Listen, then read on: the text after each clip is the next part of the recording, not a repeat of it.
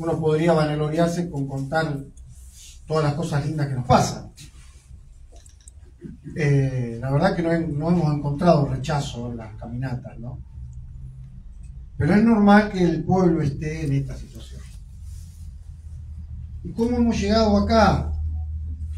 Y hemos llegado, es muy importante que tengamos en cuenta esto, porque los políticos, los que creemos verdaderamente que la política es una herramienta de transformación, tenemos que pensar las cosas a otro nivel.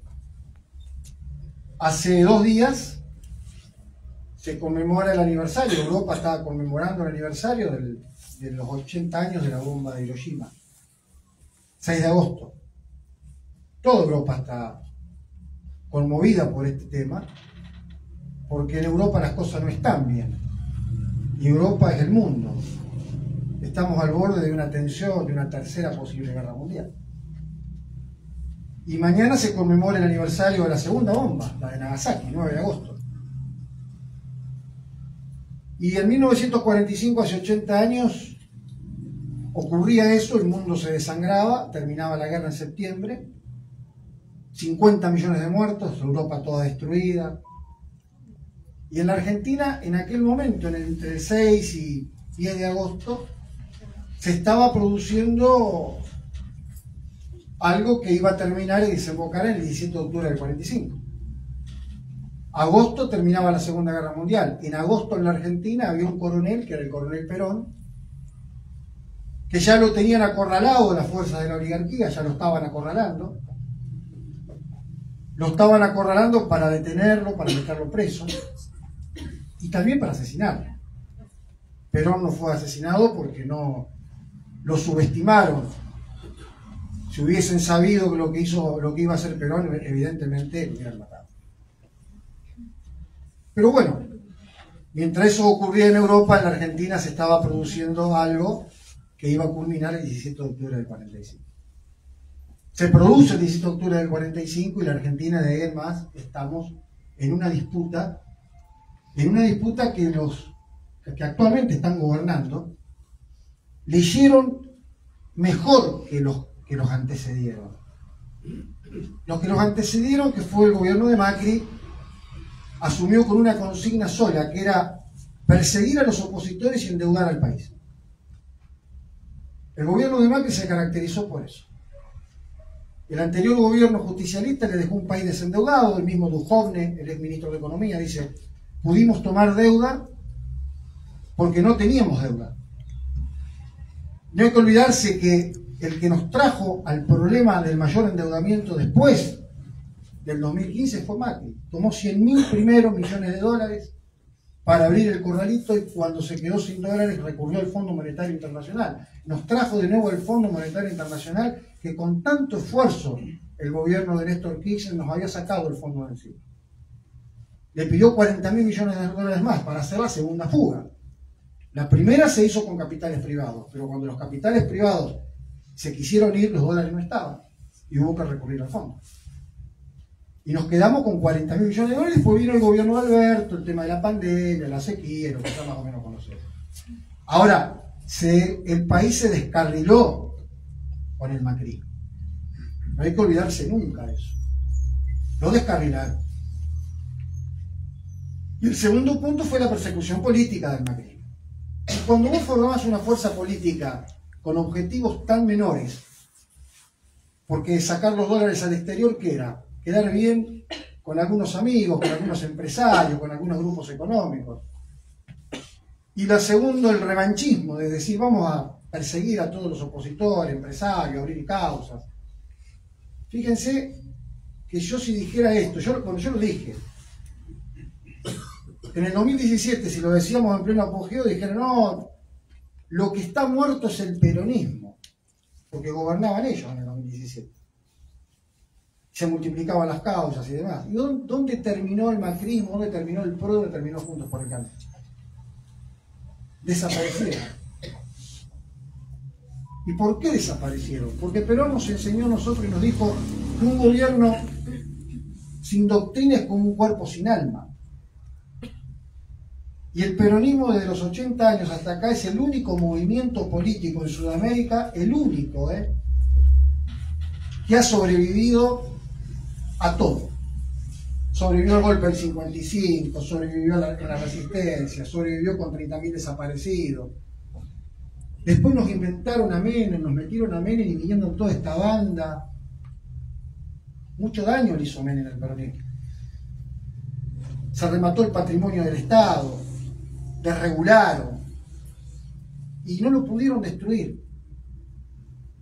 Porque el peronismo tiene una doctrina. Y no es vieja la doctrina justicialista. Puede ser vieja para una persona, porque 10 años para la vida de una persona es mucho. Para la vida de un país no es nada. Y eso díganlo ustedes, los militantes políticos y los dirigentes. Tienen que defender eso. Tienen que decir que la doctrina justicialista es de la posguerra.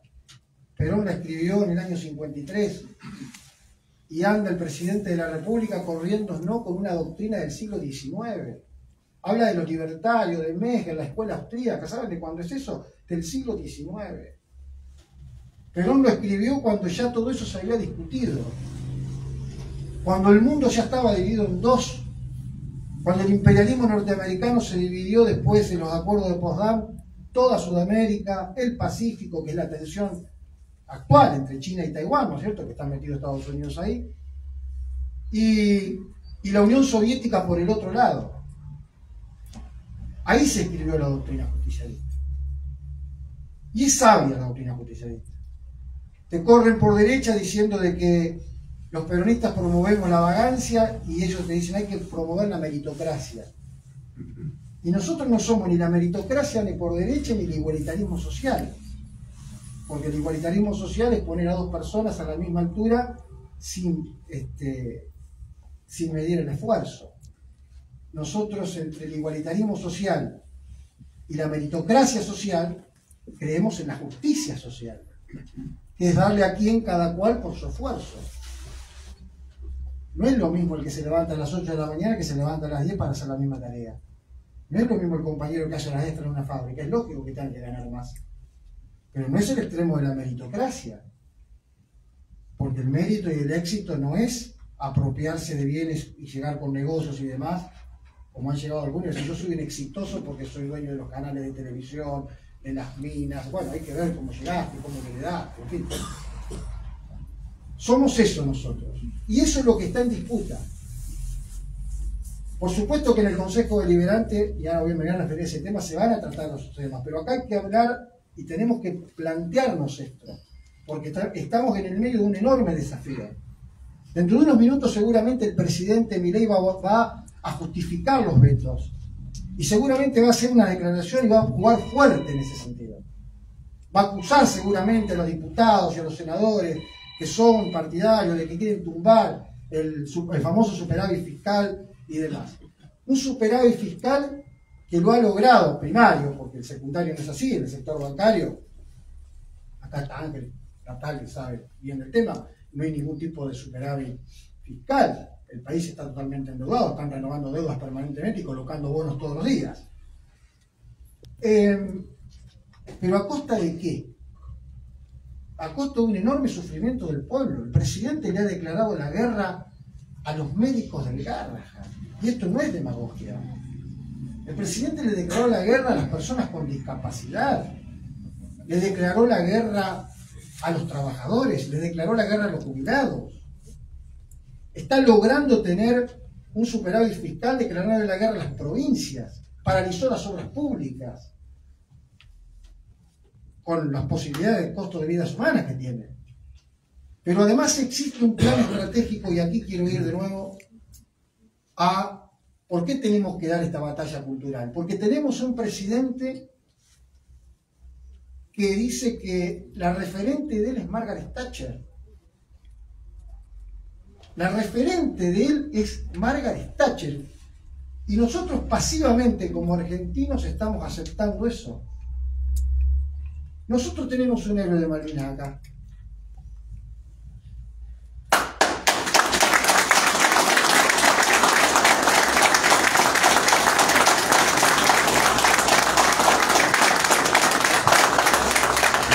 Le agradezco a Fernando que esté aquí.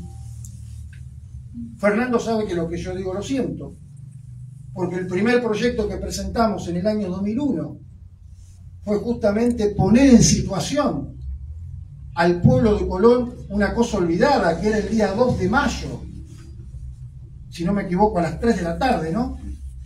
Cuando los ingleses torpedearon el crucero General Belgrano y mataron a un colonense,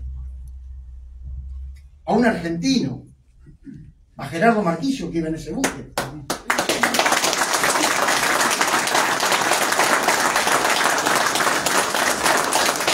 Lo primero que hicimos con aquel momento con la compañera Silvia Sabeta, dijimos, todos los 2 de mayo Colón tiene que recordar a Gerardo a las 3 de la tarde.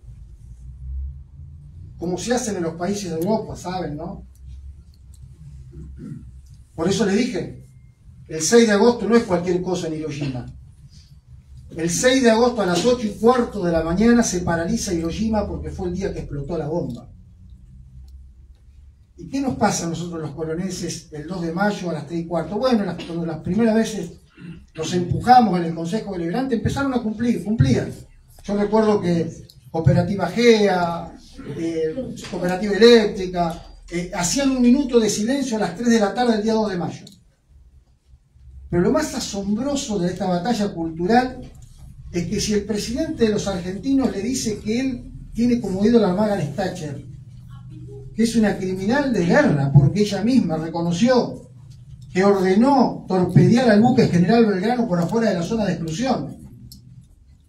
Eso está probado en la historia, no es mentira, no es un invento de Gerardo Soria, estaba muy lejos, el buque se encontraba en retirada y fue capaz de hundirlo.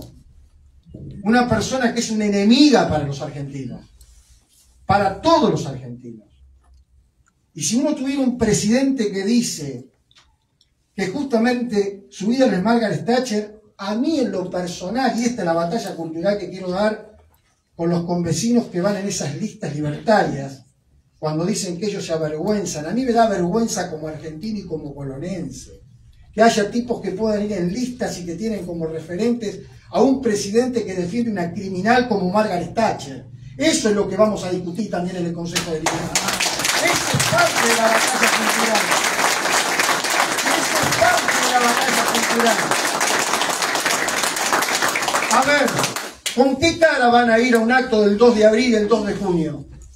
Fernando, ¿con qué cara van a ir esos concejales que formaron parte de una fuerza que dice que su presidente tiene a Margaret Thatcher como ídolo?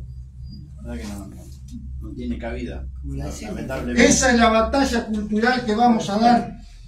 Ojalá algunos libertarios ingresen al Consejo Deliberante. Los veo, no los veo, pero ojalá. Ojalá. Porque es parte de esa batalla cultural que vamos a dar. Como la batalla cultural alrededor de la libertad sin derechos. ¿Qué es la libertad sin derechos? Los derechos son los que garantizan las libertades. Los derechos están para garantizar las libertades. ¿Saben qué? Conquistar los derechos siempre fue un gran problema. Porque las clases dominantes son justamente las que no necesitan derechos. Los monarcas y los poderosos educaban a sus hijos y los hijos de los pobres y los humildes no podían estudiar. No podían acceder al conocimiento. Los hijos de los monarcas estudiaban, pero la plebe no tenía posibilidad de aprender a leer y a escribir, porque tenían miedo que se les sublevaran. Bien, hubo que pelear por el derecho a la educación. Las clases altas no necesitan derecho a la educación, porque pueden educar a sus hijos. Y no necesitan derechos a la salud, porque pueden hacer con su dinero y curarse donde más les plazca. Bueno, la lucha por la educación fue una lucha larga de los pueblos. Fíjense la contradicción que tenemos con estos muchachos. Muchos de ellos pasaron por las facultades argentinas.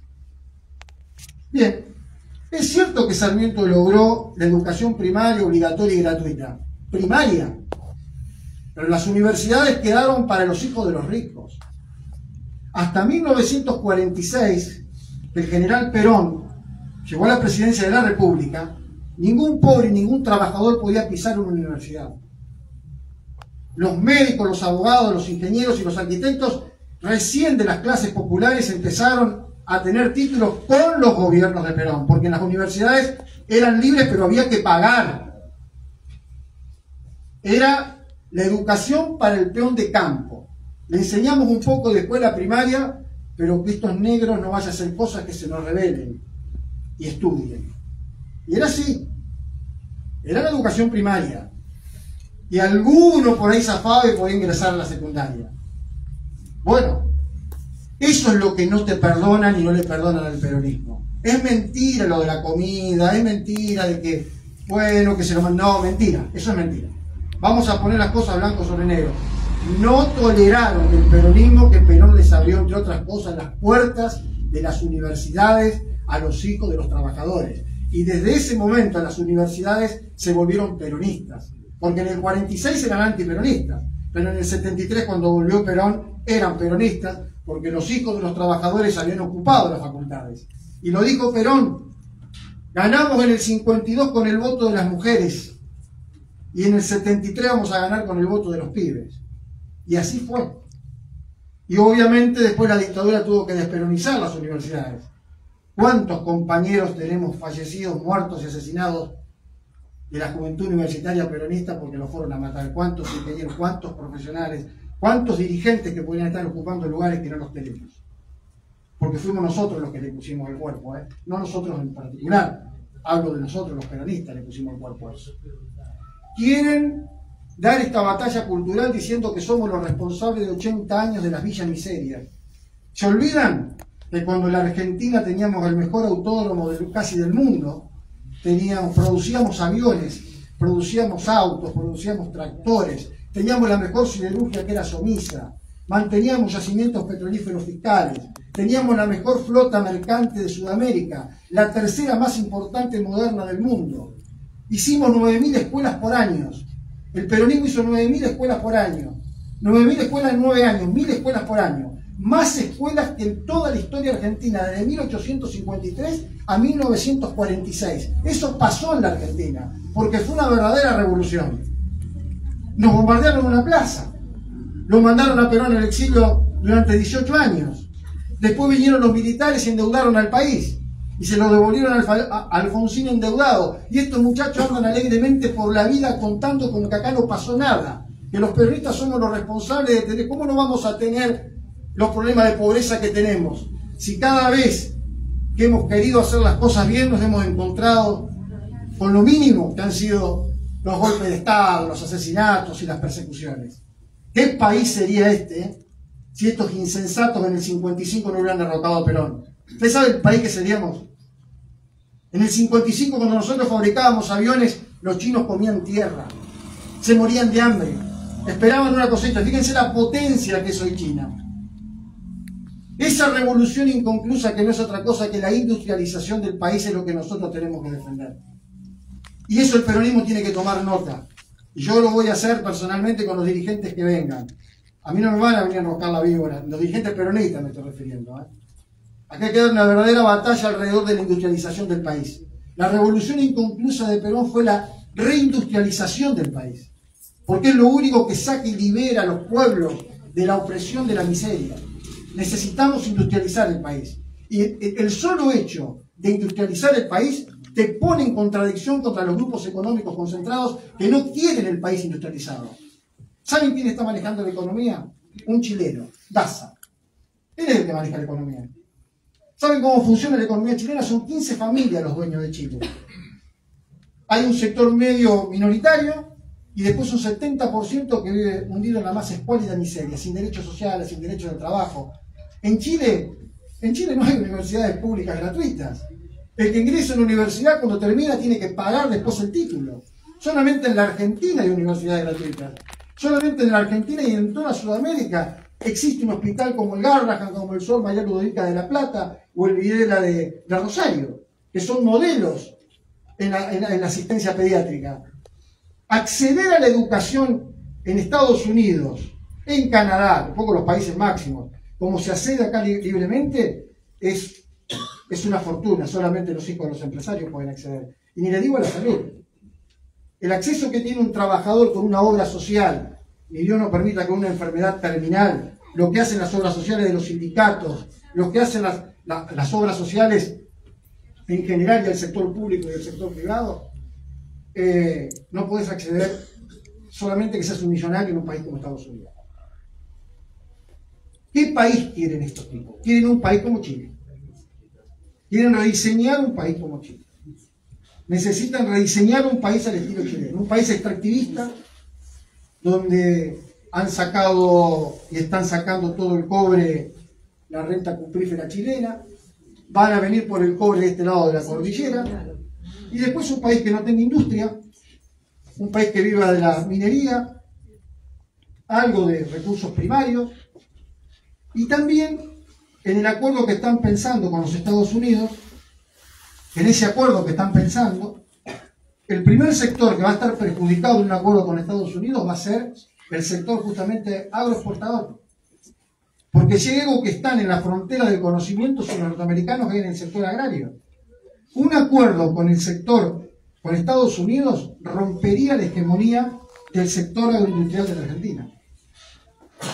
Y nosotros en Colón, la mayoría de la industria metalmecánica y metalurgia que tenemos en Colón, está toda ligada al sector del campo.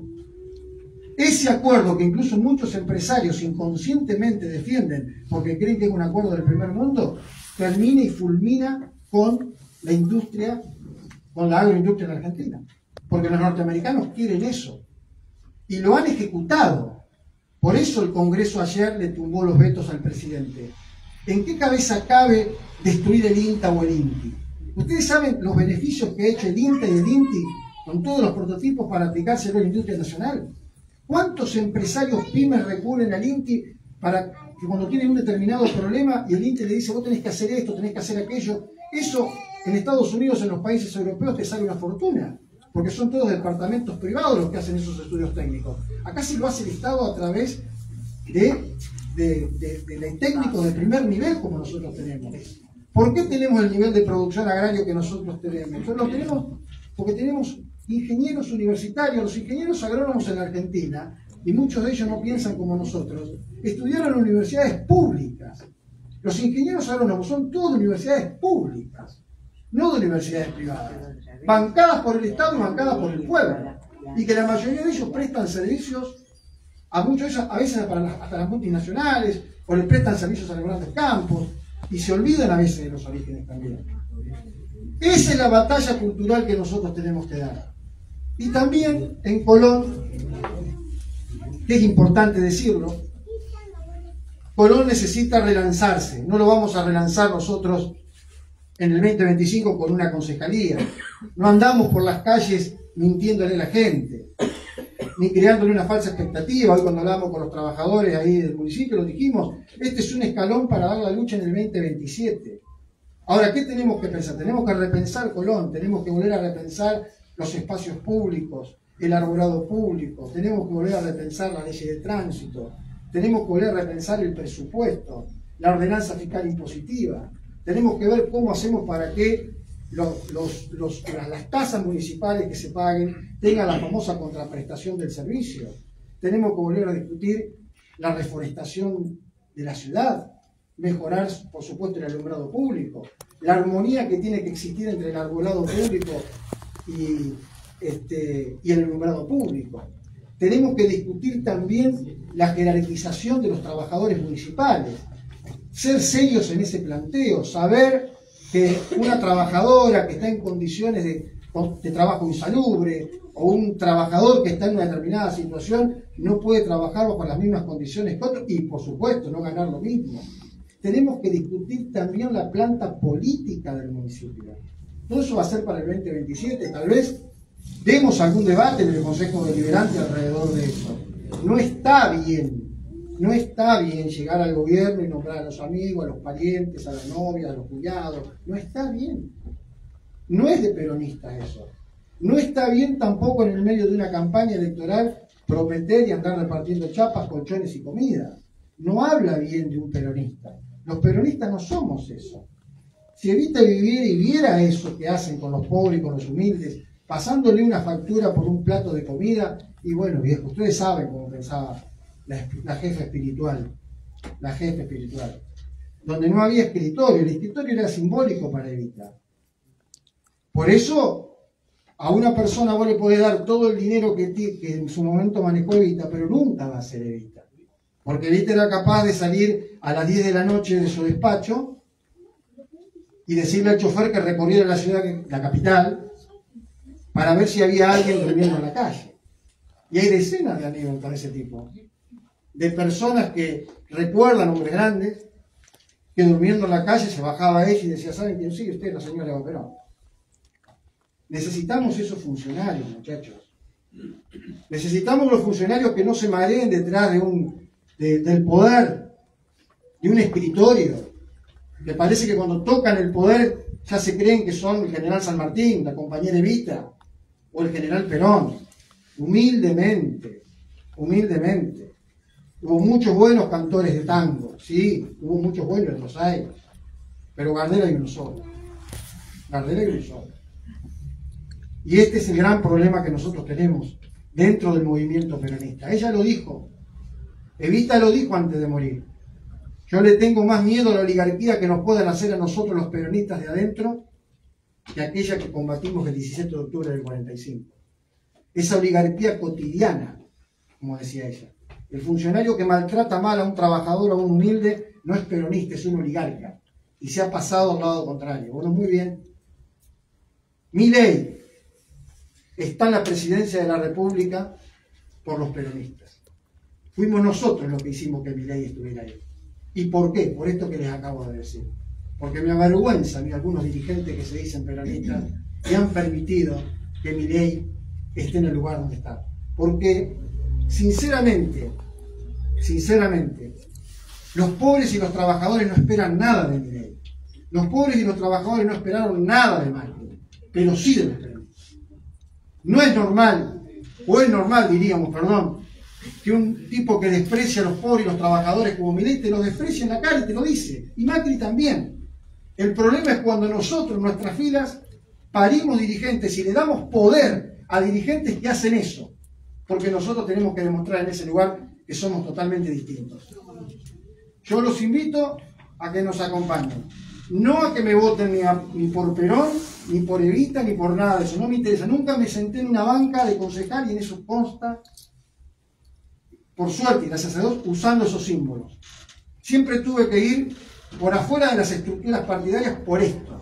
Por eso los dirigentes no me quieren. Los dirigentes no me quieren. Muy bien. Apelo a la conciencia de ustedes. Apelo a que en el boca a boca todos los días sepan que van a tener un dirigente y que no les pido que vayan a votarme por peronista o no, porque esta es una convocatoria para todos los colonenses. Radicales, peronistas, no peronistas, independientes. Empresarios, comerciantes, industriales, la gente del campo, los jóvenes, todos detrás de un proyecto de ciudad, que la vamos a empezar a armar a partir del 2025. No me cabe ninguna duda.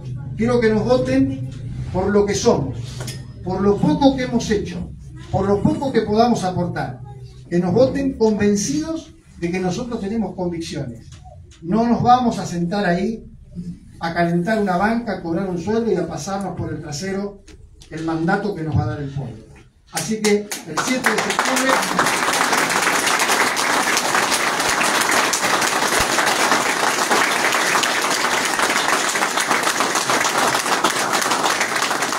El 7 de septiembre los convoco a que, antes incluso del 7, ¿no? Estas semanas, diría, que hagamos un enorme trabajo militante y que el 7, lo presiento, lo estoy presintiendo, no me quiero anticipar, puede ser un hecho histórico. ¿En qué sentido? Somos una fuerza que se está pagando a pulmón todo este esfuerzo. Podríamos haber integrado alguna de las listas oficialistas y no lo hicimos. Dijimos, somos oposición. No estamos de acuerdo con esta gestión. Tenemos muchas diferencias y lo hacemos porque le queremos dar a la población de Colón una alternativa peronista para el 2027, para que Colón no caiga en manos de los insensatos que están por afuera del peronismo, que le harían mucho daño a la ciudad de Colón. Yo quiero agradecerles también la presencia de Ángel Natal, dirigente sindical, el compañero Ángel Juárez, Fernando, de nuevo, a todos. Yo sé que todos ustedes tienen trabajo y compromiso con sus compañeros, pero vamos a tratar de retomar lo más esencial que ha tenido ese movimiento histórico y bello como fue el peronismo. Está probado que necesitamos un verdadero y auténtico gobierno peronista para la ciudad de Colón. Muchas gracias.